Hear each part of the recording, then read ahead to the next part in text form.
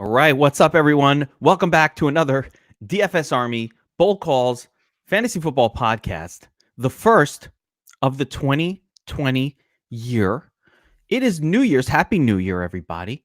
It is New Year's, January 1st, 2020, and this is our probably way too early draft rankings breakdown show where we're going to look at the first two rounds of the 2020 fantasy draft. And essentially what we're doing right here is putting our thoughts down on paper, on the record, just as the 2019 NFL season comes to an end, just before the playoffs have begun, to see where our heads were at on January 1st, so that on May 30th or June 30th, or when we're starting to get into draft season, we can go back and look at it and say, hey, let's clear out the noise. Let's brush aside all the crap we heard in the offseason. And what did we think immediately when the NFL season came to an end, so that we'll have clarity later on. What's up, Season Long Says? How you doing, my man? Happy New Year. Oh man, happy New Year to you. Happy New Year to you. Hope you didn't. Hope you're not too hungover today. You know that we do this podcast every January 1st, and like you said, that it's really good to do it now. Put your top 24 out there. And we're going to have a blog post that accompanies this video for everyone that's listening or watching, so they can go through our rankings for our top 24, because we don't want to be poisoned by ADP. We don't want to be poisoned by narratives. And, you know, when we went and looked back at our January 1st from last year, it really did help us finalize our rankings because, like you said, it gives a clear picture coming right out of the season. You get this. Yes, for some reason in the offseason, people forget, and they kind of forget, like, performances, and they start to do something I call speculate, right? We're speculating things, but speculation is just that. And the more speculation and the more groupthinky that speculation gets, the worse it becomes. So that's where you get guys like Jerick McKinnon flying up until like the top of the second half of the first round 2 years ago. Like, what the fuck was that? Or just speculation. So essentially what we're going to try to deal with right here, there'll be some speculative things. But Sez has come up with his top 24. I'm looking it over. I've got my own thoughts and ideas. And I think that's just the best way to approach it is let's look at 2020 and try to figure out, all right, where are we at right now? So let's get started. 2020, way too early. Fantasy football top 24 rankings. Yeah, first two rounds. This assumes PPR. This also assumes a redraft league, not dynasty. And again, this is this is our impressions now. How do you want to do it? You just want to read down the rankings? Yeah, I mean, we'll go through it. I think we just go spot by spot, and yeah, all right. Well, your ranks, and then I think some of them are so consensus. Like, and what other argument we can be making? So I think number one overall is such a consensus lock. There's just no doubt it's going to be Christian McCaffrey. Yeah, I don't think there's a lot to discuss here. I mean, Christian McCaffrey is he was third all-time in scrimmage yards.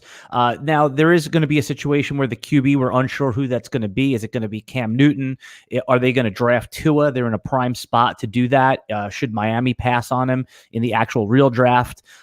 Is it going to be Kyle Allen? But I don't think that matters because game script, Christian McCaffrey. Last year, even when the Panthers scored 3 points in real football, Christian McCaffrey still got you like 20 fantasy points. So not a lot to argue there. I don't think you're going to have an argument, a counter argument for that. But Christian McCaffrey is going to be the 1-1 in every draft, every format, any league. A stud wide receiver and a stud running back, all in one guy. So you're getting two players for the price of one with McCaffrey. And yeah, there's no arguing it. It's just that's going to be the guy. He's going to be taken first overall. Typical. All right, now let's move to number two because here I do think there can be some discussions. Okay, I don't think it's an automatic consensus. You ranked Saquon Barkley number 2 overall. Mm-hmm. End of the season, Barkley looked much better. Had a really rough stretch for most of the season, which could have either been. I mean, yeah, well, there was an ankle issue. He came back. Did he come back too early? We're speculating that he was hurt and that he finally got better towards the end, and we saw the real Saquon Barkley come out. There's risk there, and I'm going to talk about your number 3 guy and why I think he could be number 2 and potentially should be. So you have Michael Thomas ranked number 3 overall, which I get. Michael Thomas had an ungodly season, 10 plus targets every single game, almost every game of the year of the season. His fantasy totals rivaled those of Christian McCaffrey this year. 25 to 30 PPR points was essentially an expectation for him. Spectacular. You're getting running back level numbers and consistency from a wide receiver. And so that's where my argument comes in. So are we in agreement, though, that Barkley and Michael Thomas are the 2 and 3 pick in some order? I just want to start with that basic principle. I mean, I have a hard time finding anybody else. You're talking about everybody else is a step down. I believe this is a tier in itself.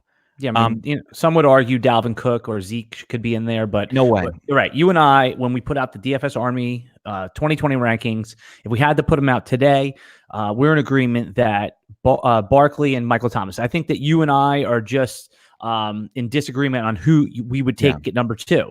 And, I can't counter the here would be my case for Barkley number 2. I mean, he was injured for a good chunk of the season. Even when he came back, he wasn't 100%. And if we were just going into the season and that's the Barkley we saw, I probably would agree with you. But we did get a 2-week, eye test of Barkley's being back to Barkley, and he was our number 1 overall player last year for good reason. It just feels a little bit recency bias to me that he had those 2 big weeks at the end, right? When he was finally healthy. Fine. But what if he wasn't? That's the speculation. What if he was fine? He just, that's Barkley in this offense, and he'll have some great games, but it's still the Giants. They're still an inefficient offense, and they don't throw to him that much. Like even in the last couple games, they were not throwing to him at a rate that was comfortable for me. Like he just did really well, scored some touchdowns, broke some big plays, was explosive, but he was still only getting 4 or 5 targets in those games. So I want a guy getting 9 targets. I want 7 to 10. I would, and I would agree that's what we saw, but they did fire Pat Schumer. Okay. Daniel Jones, I will have him inside my top 12 QBs coming into next year. I fully expect him to take a step forward. Now, if we get a coach in there that understands the assets that they have, like if they have, they have to throw to Barkley should get 7+ targets a game, the screen game. I mean, that's their best weapon. Then maybe that'll change your mind. And again, if they get Mike McCarthy in there, then we obviously are not. And then you'd probably convince me. So I think it's coach dependent. But if we get a young college coach in there or someone that is offensive minded, I think that this is a rock solid pick. We're in agreement there. The concern with Michael Thomas, and again, concern I put in air quotes, is Drew Brees is getting older. Okay, he is going to be 41.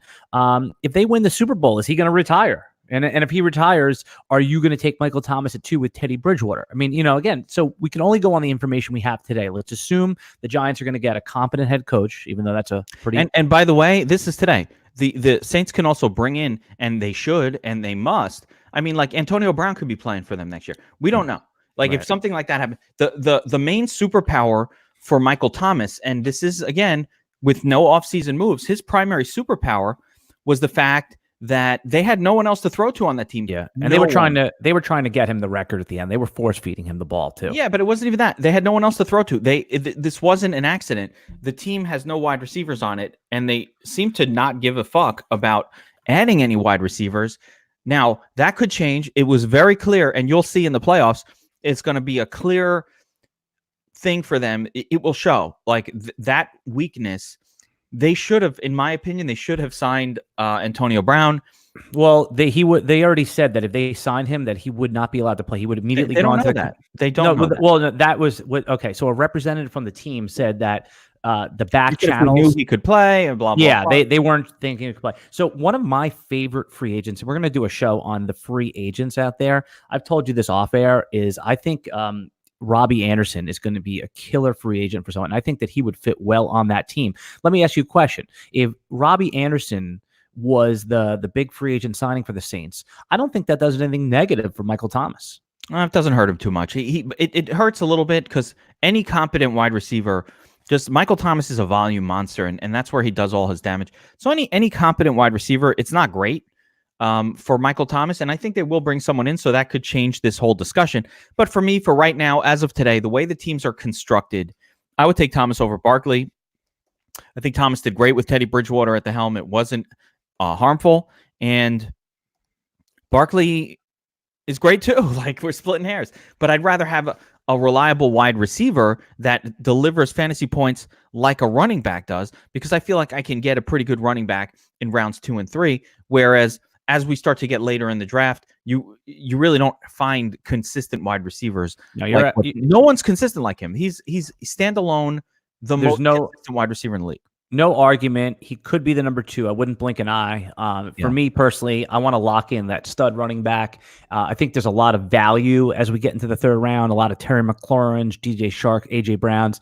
I would be perfectly fine. Gun. Yes, I'd be perfectly fine getting a pairing of like him and and Odell or Juju or some of those guys that are going to be in the 3rd round this year that are usually were 1st round picks. There we go. No need to bang the point into the floor. Let's move on. So we've got our first 3 current picks: McCaffrey, Barkley, and Michael Thomas. Now we get to a little weird area of the draft where I think you can go a lot of different ways. And I think this is an area that can get really crazy. You have Zeek Elliot ranked 4th overall. And, the Giants are about to go through a massive coaching change.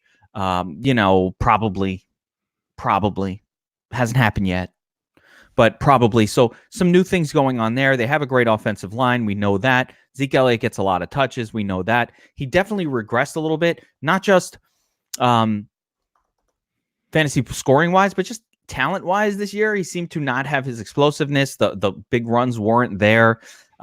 His tackle breaking ability wasn't there, at least for the early part of the season. That could have been a result of a holdout. I mean, I don't know.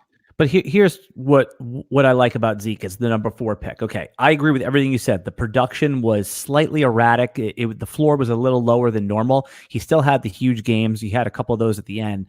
But this guy is never, ever on the injury report. I mean, he's never even questionable. Like, you never see like on Wednesday, Zeke, limited practice. It doesn't happen. It's been years and years and years. He's just durable. He gets the workload. Now, of course, he's a running back. Anything can happen.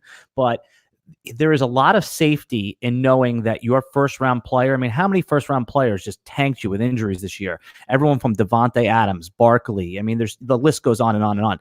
Zeke was never one of those guys. Even if the floor is no longer like 22 points, the floor is like 15 or 16 points. The fact that you never have to worry, even Alvin Kamara got banged up this year, you never have to worry about Zeke. For me, that locks him in at number 4. I mean, that's a fair argument. My biggest concern with Zeke was just a lack of upside, a lack of explosiveness. Agreed. And that's why he's not number 1, 2, or 3. Yeah, I mean, there's definitely that there. And like I said, I think that opens it up to an argument for maybe another player squeaking their way up to that spot if some situation presents itself. I don't see that situation just yet. Although, one of your guys a little later, I kind of think maybe. So you can say that. I think Austin Ekeler could find his way there if the situation. And we'll talk about him like when we get to him. Where I mean, because we've seen him ranked all over. Let's just go in the order of my ranks, and then we'll go in the order of the ranks. So next up, you've got Dalvin Cook, 5th overall. Dalvin Cook, for DFS purposes, at one point was right up there, top 2 or 3 salaries. Not approaching Christian McCaffrey level, but the next guy for good reason. He was very explosive for the middle part of the year. Cook, definitely an injury guy. Cook, definitely I'm a little scared because his backups are really good guy. So there's some concerns here. Tell me why I shouldn't be worried that Alexander Mattison is not going to throw away his shot at making his way into taking a dent out of Dalvin Cook's workload. Yeah, I mean, we're at the point of the draft in the 1st round, everything relative, where there's going to be a little... Wait. Can I stop you right there? Because I just need to point out that I said Alexander Mattison is not going to throw away his shot. And that's a reference to Hamilton. Yes. Yes, I know. You're obsessed with that show. I mean, that's he's not throwing away his shot. Come on. You uncultured swine. All of you listeners, not you. Okay. All of the people out there who didn't get it. Now continue. Yeah, take a shot to call the audience uncultured swine. Yeah, the way to alienate the audience. Yeah, good job. Off. Yeah, click. Yeah, dislike. Thumbs down. People hate listen. They hate listen. If they hate you, they listen even more. There we go. Yeah. No. So the reason Dalvin Cook, you're at the point of the draft where there's going to be a little sort of there's a small wart on each of these players, and I mean Dalvin Cook has just proved that he's literally like the heart and soul of the Minnesota offense. Whenever they need a play, they go to him. I don't think, even if Alexander Madison spells him a little bit and, Mike Boone had the big week 17, he may not be there. There are going to be a couple teams interested. I'm more worried about Madison than Madison. Boone, sure. And of course, Madison's going to, in his year 2, he's going to get a little bit more work. But Dalvin Cook is the guy when they need a hard yard, when they need a big play. Dalvin Cook fits perfectly in this part of the draft. We have him and Kamara back to back at 5'6". You could flip those guys. But just as there's, workload concerns, even though Alvin Kamara is so efficient, but Dalvin Cook belongs here. He is the heart and soul of this team. Sure, is there a little elevated injury risk? Absolutely. If you don't want there's a risk that his team just is worried about him getting hurt. My biggest risk and my biggest fear with Alexander Madison is quite honestly that his team is worried about getting him hurt, so they will not give him the workload that he got at the beginning of this year that was so conducive to all those big games. He had most of his big games like in the first half of the year. Then he gets dinged up a little bit. Then the team remembers, oh shit, Dalvin Cook is always getting dinged up. So they start mixing in the backups, pulling them out really quick with any sort of ache or bruise. And, that's just what you're going to get with Dalvin Cook. Yeah. It's going to be highly unlikely to get a full season of healthy running back production out of him. I'm going to say that's unlikely. Well, what you just said is that, you made a key point here is that we know who the backup is. We know who the handcuff is. So if you take Dalvin Cook at 5, you get the upside. And Alexander Madison, I expect him to be a player that goes in like the 8th round next year. So you jump up in the 7th round, you take him. If you're really concerned, you take him in the end of the 6th, which I don't recommend. But, if you draft Dalvin Cook at 5 overall, in the 7th round, you know who you got to take. Nobody it's a else. Must. It's a must. That's a must. But so I'm saying is you have the backup. I like players that have a very, very strong handcuff that listen, my guy goes down. As long as I get his backup on my team, I'm in good shape. And so, yes, with Zeke as well, but definitely with Dalvin Cook, must have the handcuff. So you're on board. You're on board with Cook at 5. I'm fine with it for now. I do think that a rookie will jump this. I think there will be a rookie who will jump both of these guys. Okay. I mean, that's fair. My prediction on January 1st is that a rookie will be here jumping these guys. Well, you saw if you're listening to this on the audio cast or watching on the video cast, we're going to embed this video in the blog that I put up this morning on DFS Army, and it's in the notes as well. If you're listening on YouTube, you just click on that blog. And one of my notes for the first round was there's 3 rookies in particular: DeAndre Swift from Georgia, J.K. Dobbins of Ohio State, and Taylor, for Wisconsin, Jonathan Taylor. And if any of those guys, those 3 specifically, end up in like as the lead dog in Tampa or the lead dog in KC or Indy, I think that those guys are immediately first round picks. And like in that, just piggybacks on what you said. There is possibility as long as those guys have the clear. But we couldn't rank them right now because hey, look, they could end up in San Diego, one of them. So somebody could find their way there. So, but for now, I don't mind it here. I think you can make arguments for a lot of these guys or some of these guys moving up a little bit, but really it's very, very tough. So next up, you've got Alvin Kamara, number 6 overall. Kamara, did his thing again this year. Didn't have as many touchdowns as you'd like, but he gets his 18 touches a game. There are high value touches and a pretty good offense. The floor is going to be low. And you had mentioned some stuff about Drew Brees' age. When Drew Brees went down, Kamara was really, really, really not great. So he probably needs Brees there. It's risky here. This is where you get into the risk zone. And again, I can make some arguments for some of these other players to move ahead. Again, Austin Ekeler. I think if Austin Ekeler is getting the full backfield, meaning that Chargers today, don't bring another guy in. So you would take him as high as assuming 6. I would move him all the way up to 4. Also, in my coach's notes, I put that I'm okay with taking Lamar Jackson at 6. I know every year, and we'll get to Lamar Jackson when we get to him, and I know every year the QB that just goes, ooh, you okay there? That, Did I not mute that? I tried to mute it. Yeah, people are throwing up, eating their breakfast, listening to this morning. Lamar Jackson. Every year we get fooled. The QB that goes crazy the year before, the Mike Vick, the Pat Mahomes, we take him in the second round the following year, and it never pays off. Just like Pat Mahomes didn't pay off this year for injury or for whatever the reason is. Lamar Jackson, and we'll get to him, had top 6 rushing yards in the NFL this year, and he was like RB9 in fantasy. So he is a different animal. We'll get there. So I'm okay with taking him here if you don't want to take any of these running backs, But this whole area, that's a really good point you just made. This whole area, I think, starting at number 4. Well, six for me. I would still take that. You wouldn't take Dalvin? I've lived with Dalvin on my dynasty team for a long time.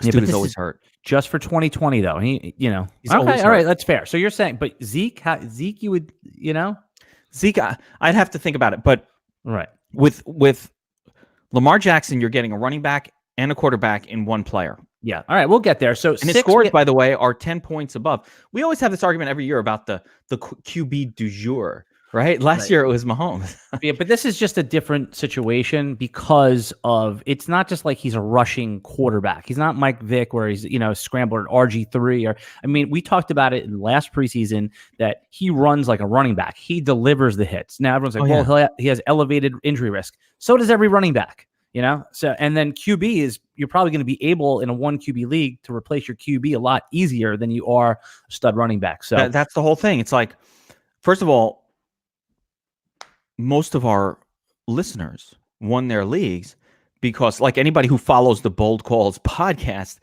got Lamar Jackson ranked like 5th or 6th overall. They had the Says prediction that he would be the number 1 scoring fantasy quarterback this season above Mahomes.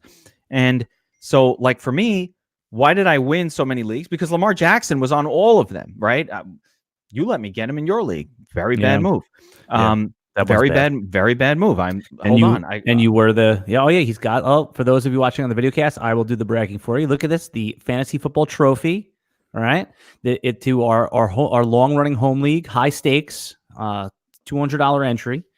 It's not that high stakes, but it's fine. For a home league, $200 is a nice entry. Yes, we're all in our higher stakes leagues and that, but for a home league, usually, it's but there's high stakes more in bragging rights. That is a long standing league that you dominated and actually took home the hardware.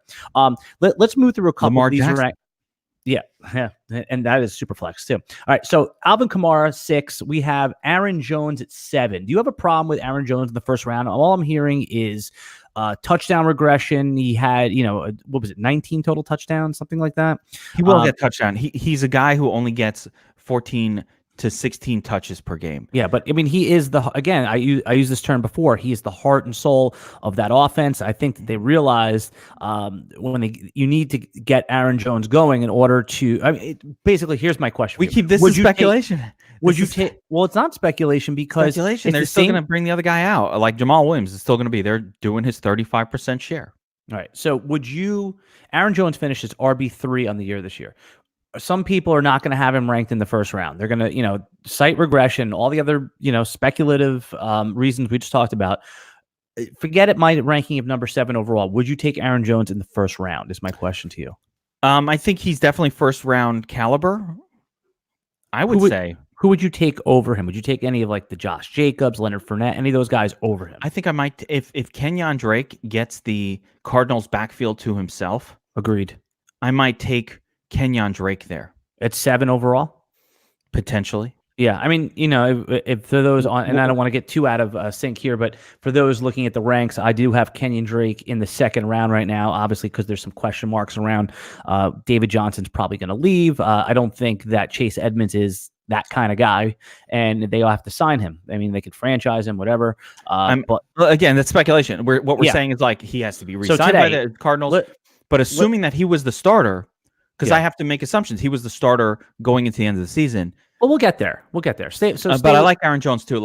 He's fine. But I think I might take Kenyon Drake there if he was a workhorse. Okay. Well, Aaron Jones, again, good offense. I think that he'll show well in the playoffs. And I think that a good little playoff run for Aaron Jones will cement him in the middle of the first round, especially early best ball. Number 8. Who do I have at number 8?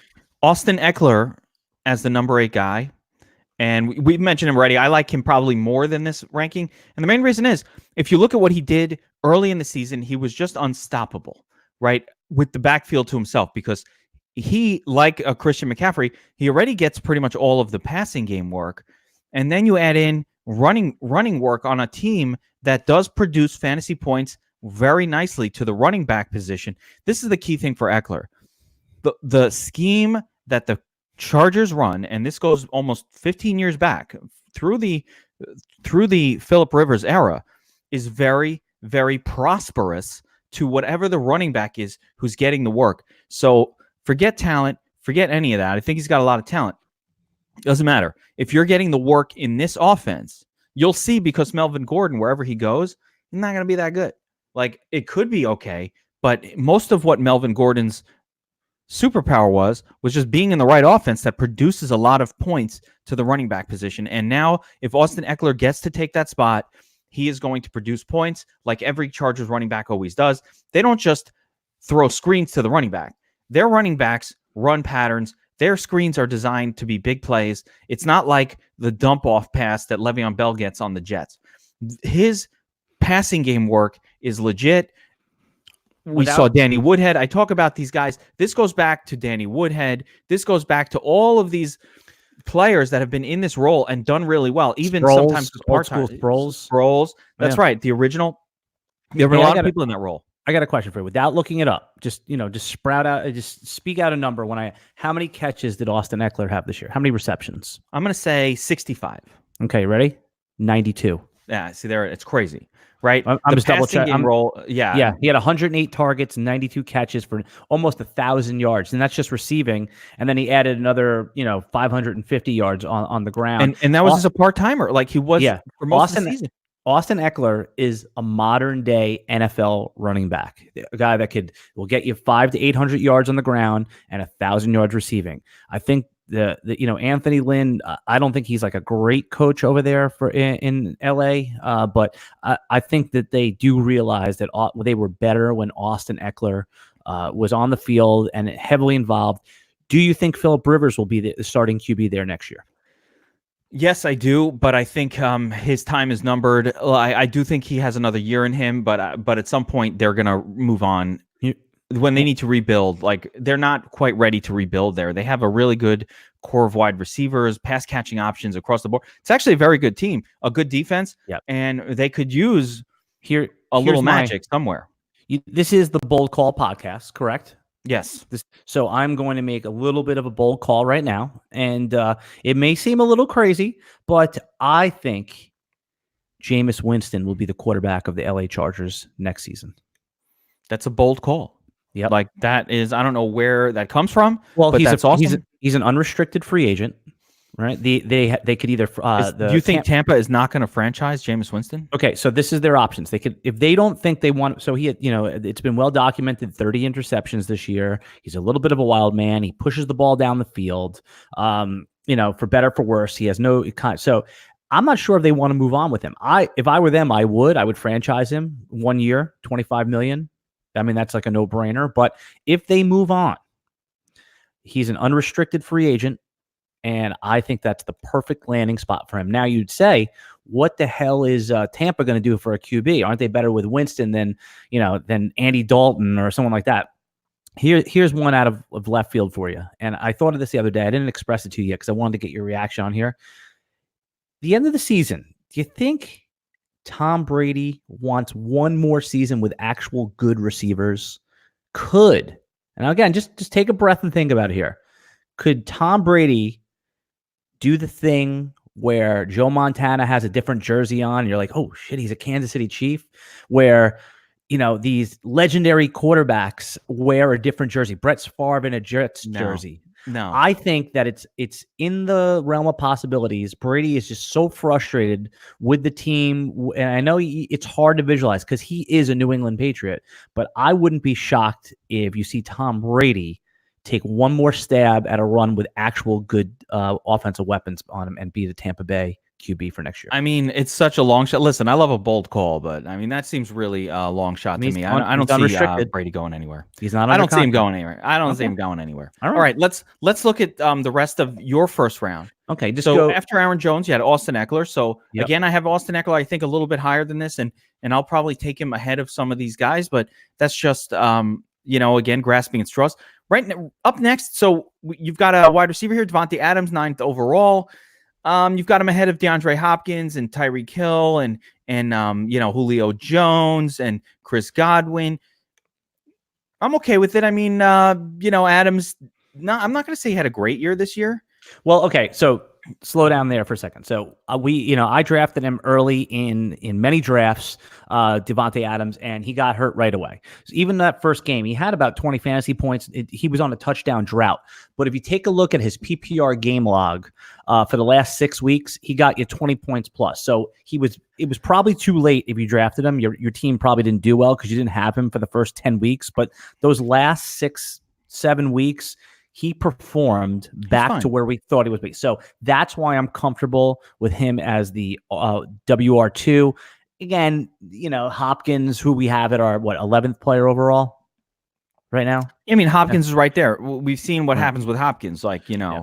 He's great, but he's not as good when Will Fuller is playing. But Will Fuller only plays a couple games a year, so that's fine. I'm fine with Adams because he's very consistent. He almost always gets 10 targets every game. He has almost Michael Thomas level consistency. Although, again, this year, Aaron Jones sucked up all the touchdowns. So it doesn't look as good, from a total fantasy points perspective. But touchdowns are so variant. They're so up and down that you never know. But I get it. All right. So Aaron Jones absorbed all the touchdowns in 2019. Fine.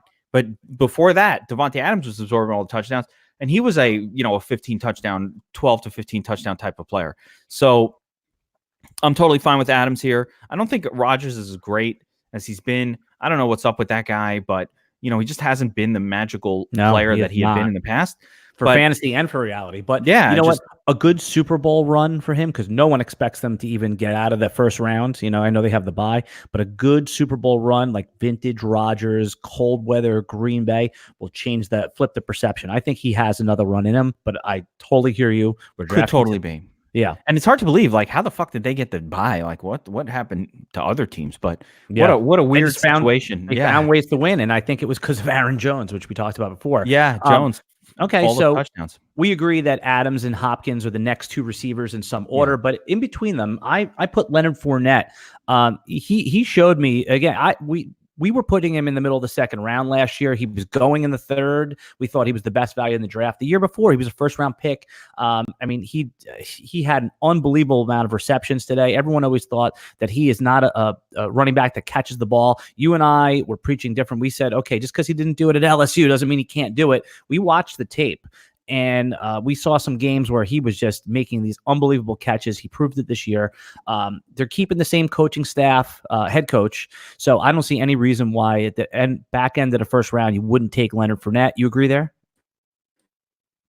Yeah, I mean, he's a workhorse. So the biggest thing we want from our running back position is volume, carries, and targets, right? And this guy got all the carries and all the targets for the Jags this year. Did he score touchdowns? No. But he still performed even without the touchdown. So he's going to have the quote touchdown regression to the positive, right? He performed fine. He wasn't spectacular, but opportunity trumps talent at the running back position. And as long as the Jaguars continue to use this guy the way they did this year, which was on the field 95% of the time, all of the work for the running back position, he had such a high floor that your worst case scenario in any game, PPR game with Fournette was about 14 fantasy points, which is great. Okay, end of the first round. He's healthy. He's a guy who stayed healthy a whole season, and he's got about a 14-point floor. His ceiling was, his expectation was probably closer to 17 or 18 than it was to 25, but that's why he's not one of the top 5 guys. I mean, if he was, his volume is the same as Zeke volume. Zeke just does a little bit more with it. So, it's a guy who's going to get you lots of volume, a great DFS play all season, although, again, not a ceiling guy this year, no touchdowns, but maybe next year. Maybe next year. Maybe next year that offense at the Jaguars is more efficient. Presumably they're going to get better. Gardner Minshew, Do you think Gardner Minshew is coming back as the starter? I think this is how they're going to do it. I mean, they have Nick Foles under contract, but Gardner Minshew is on a 6-round rookie contract, so it doesn't matter who plays. I think it's going to be an open competition with Minshew getting the first shot. And I mean, he's, look, I put him in the same bucket, Minshew, as I put like Daniel Jones, a guy that. I think Jones has shown a lot more than. Yeah, Gardner Minshew. Here's what I was going to say. As far as guys that have a real chance to be successful NFL QBs, I even, right now, Baker Mayfield, who took a step backwards in year 2, I put him in that bucket right there. Like, there's we know Pat Mahomes, we know Deshaun Watson, we know those guys are going to be studs for years. And then there's a group of players that are, will they be good? We're not sure. Young quarterbacks like, Mitch Trubisky, we probably don't have that feeling about. I feel pretty good that he won't be good. Right. I like that Mike Lombardi calls him MVP Mitch, because everyone was calling, so I thought that was a funny name. Yeah. But yeah, I just think that, Minshew belongs in that same category as Daniel Jones as far as guys that we give a solid chance to be good. Yeah, that's fair. That's fair. That's fair. And then, all right. But like I said, he has no pedigree whatsoever. The problem when you're a 6th rounder is you don't get that many chances. Like, Daniel Jones is going to get a couple more years no matter what. These first rounders will get that time. The second rounders, these there's a whole group of them right now. I mean, I'd throw Drew Lock in that mix as well, and some of these other guys. Round pick. Yeah, that is kind of. Let me ask you a question. Who would you move on? If you're a fan of one of these teams, would you rather have Drew Lock or would you rather have Gardner Minshew? And again, I think they're the same shit. If I'm a Jaguars fan, what I'd rather them do is get Jameis Winston when he gets kicked out of the fucking box. They can't. They would need to move, like that. They would need to move Nick Foles' $20 million. They can get out the year after. They can't get out the year here. Let's finish out the first round, and then maybe what we'll do is we'll end the podcast and we'll do a part 2 with our second round. How does that sound? Sounds good. All right, that sounds good. All right, so the last 2 guys on your list, you have a couple of wide receivers here. 11th is DeAndre Hopkins. Number 12 is Zeek Hill. Notably absent from your top 12 at the wide receiver position are Chris Godwin, maybe Julio Jones. Right. I mean, those guys, as you see when we get into part 2, they're the next 2 on my list, and I would have no problem putting them in there. You just have to tell me who you'd take out. Now, Godwin, the only reason I didn't, and we'll talk about Tyreek Hill because that's who we have in the top 12, but Tyreek Hill, he was absent for a few games, but he falls into the same classification as Adams. He didn't have the season you expected because of injury, but when they got back on the field, they performed like themselves. Tyreek Hill, young wide receiver, they're good. They gave him the contract. He's with Pat Mahomes. That offense is still going to be electric. If you don't have him at 12, you probably have him at 13 or 14. With Godwin, we agree. He's a first-round talent, but Mike Evans is still there. Evans is still in the peak of his powers, and we really don't know who the QB is going to be. If it's Jameis Winston, let's just assume it's a perfectly fine first-round pick, Chris Godwin, but I don't like taking guys who are sharing the superstar load. I'd rather have a guy who's the guy with my first pick, and that's why I landed on Tyreek Hill. I mean, Hill's fine. That offense definitely spreads the football around a little more generously than I want for Kansas City. Like there's just a lot of people there, and Hill is not consistent enough for me to be in the first round. He's more of a ceiling guy where he'll win you your week with a 40-pointer like multiple times over the course of a year. Would you take Julio? You take Julio Jones and Godwin above him? Definitely not Julio, but I think I'd have to consider Godwin here, and I need a little more consistency than what I can get out of Tyreek Hill. Julio doesn't give you consistency, so I don't like that situation very much either. When you think about Julio, with Riddick, with Calvin Ridley, and with just the full crew on the field with Hooper getting a lot of attention, until the end of the season when those guys were hurt, then Julio got his 10+ targets. Before that, he was a 7 or 8 target guy. That's not doing it for me. So fuck Julio, and he's a year older now. Yeah, no, Julio, it's starting to feel like a little bit like the cliff now. I mean, I have him at 17 overall, and we'll get into that when we do our round 2 ranks. So why don't we wrap it up here? And then either, tomorrow or the next day, we'll post part 2. and we'll put this inside the article. So there you have it. Top 10, top 12, round 1. Way too early look. Fantasy football never ends.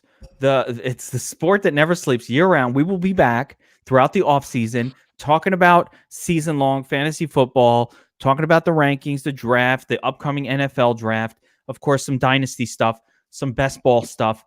Their best balls might be changing. We'll see what happens there. So I think draft merged with FanDuel. We don't know what they're going to do.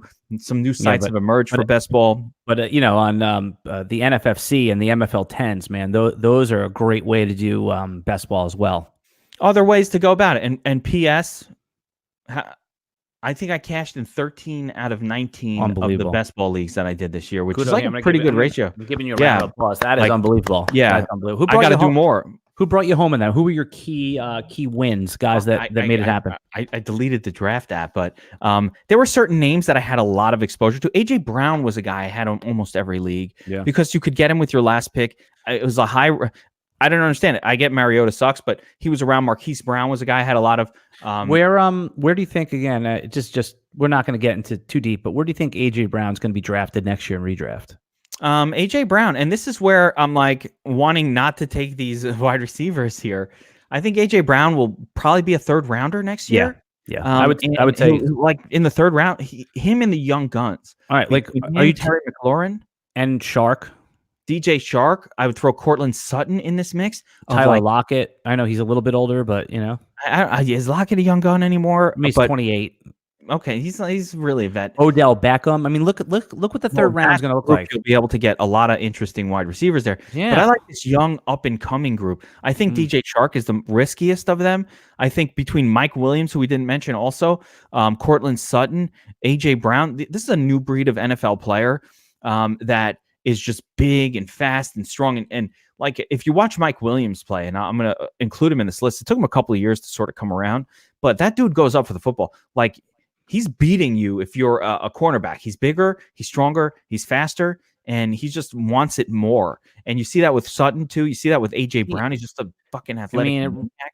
It really is a changing of the guard. I mean, we haven't even mentioned like Galladay, Allen Robinson. We're still going to be in our second round, but like, I mean, all the days of Keenan Allen and a lot of these guys are just, they're notably missing. But we'll get to all Galladay, of them. I mean, man, so good. Yeah. Everybody's going to forget about Galladay because he played with fucking David Blow at the end of the season, but he still did it. He did fine. But I mean, everybody's going to forget about him, and then we'll come back next year in the draft and like everyone, Galladay. I don't remember that many good things. Yeah.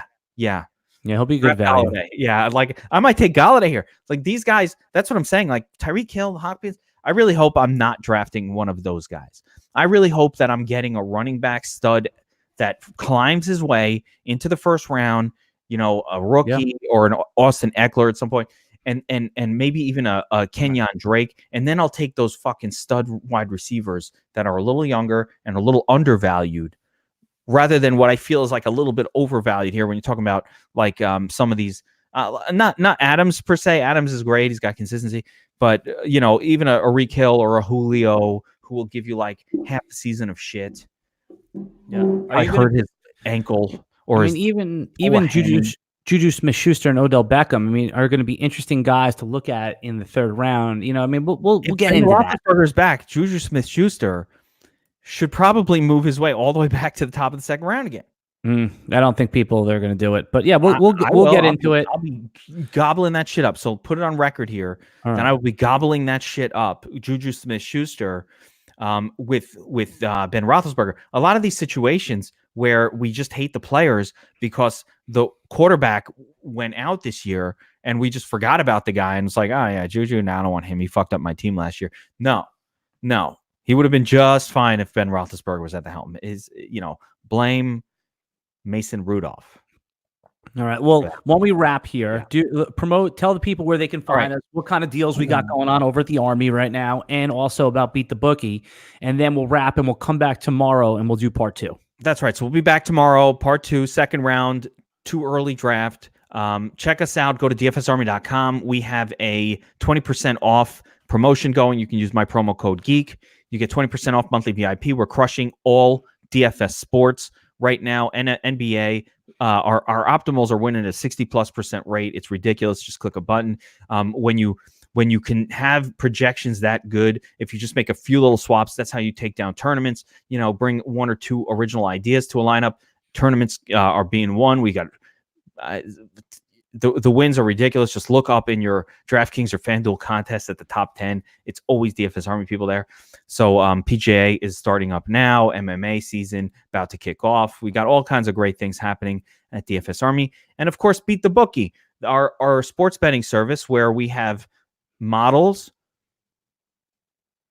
and pros picking games, giving out picks. Record is shown. If you go to the Beat the Bookie site up here, dfsarmy.com/beat-the-bookie, you can check out the picks record of each sports gambling pro.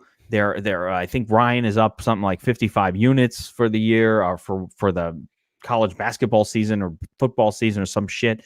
So, I mean, a little bit more about those things than I do, but models for every sport, especially the models do extremely well for niche sports like college basketball. The best part about that kind of shit. Yeah, the best part about joining Beat the Bookie too is not just for the picks. The picks are great, but also to learn. Yeah, to learn. Yeah, it just fixes sharp players. Yeah, right. And what Statsational, one of our league coaches over there, what he always talks about is that he wants to help you fix leaks in your game. How to identify these marketplace indicators, how to read lines, how to manage your bankroll. Doesn't matter if you're new to sports gambling or if you've been doing it for years with mediocre results.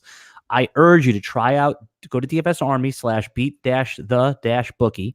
Okay. Use promo code BET, get 20% off, and just be in a community with like-minded people that understand all the ups and downs of betting and how you can really focus in and see what you're doing wrong. If you've ever gone on a long losing streak, and we all have, this is a good way to find out what is wrong with your game. Or if you're doing all right, this is a great way to find different advantages that you hadn't seen before. I strongly advise anyone listening to this that's into sports gambling, come check it out over DFS Army. Click the Beat the Bookie tab in the upper right-hand corner. Use promo code BET, BET, 20% off. With NCAA coming up, with a lot of great NBA, other stuff, it would be crazy. Super Bowl bets, March Super Bowl, NFL playoffs. It would be insane for you not to check it out for a month at least. And DM Season Long says, if you're a DFS Army subscriber, or DM him if you're just watching this and you want to find out about how to get a free month or two of Beat the Bookie service, of Beat the Bookie membership, just DM Season Long says on Twitter, on Facebook. Track him down on Instagram. Come to my house. Go. He's in Jacksonville. You can go to his house, knock on the door. Knock on my door anytime, any hour. Any hour of the day. Stacy doesn't mind either. And just ask him, hey, how can I get a free month? We have some promotions, sports books, and things like that you could get signed up for. They give you awesome promos anyway, lots of free money and all kinds of shit like that. Plus a couple of months of Beat the Bookie. So let's say you wanted to check out sports gambling, never did it before. Dedicate a couple $100. We'll set you up with a sports book. We'll set you up with the subscription, help you out with the picks. If the money doesn't grow in 2 months, maybe it's not for me. Maybe you like it, whatever.